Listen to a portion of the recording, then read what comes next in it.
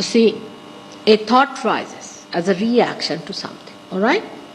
Rises and falls off, and then another thought rises and falls off.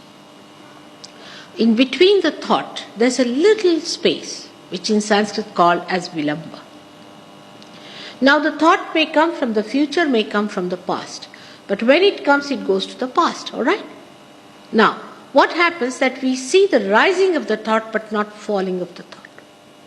And in between the thought, this vilamba is the present. Now, if I tell you be in the present, you can. But you just go on thinking like mad. On the cusp of the thought, you are moving, just like mad. But there's a realm beyond the thought, which is complete awareness and thoughtless awareness, where there is no thought. And thought is a great joy killer. I'll tell you how. For example, you are seeing these flowers now. I am also seeing them. Now I am seeing it thoughtlessly, you are seeing it with thought. So the thought arises from what shop she must have bought, how much it must have cost, because thought is not joy.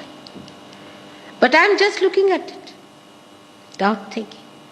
The complete creation of this, all the joy that is put into these, all the joy that has been created by putting it into this kind of a style, all that is silent is just entering into my being, giving me that peace and the joy for which it was created. Is a barrier. Actually, thought is always a barrier.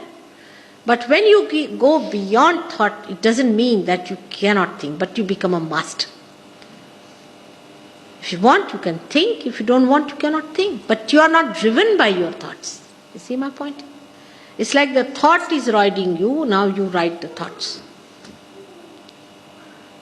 Can you prevent thinking? Can you? Can you prevent thinking? Yes. If you want, you can just sit silent, in your silence enjoying it. If you want, you can think. But after that, whatever you think has a special quality.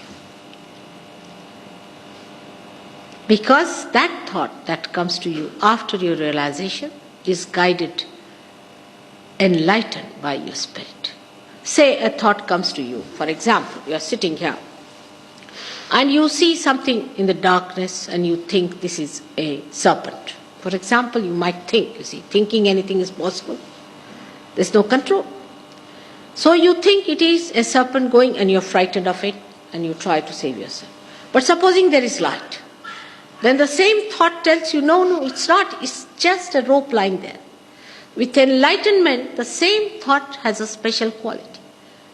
Because you see it in all its dimensions and understand what does that mean.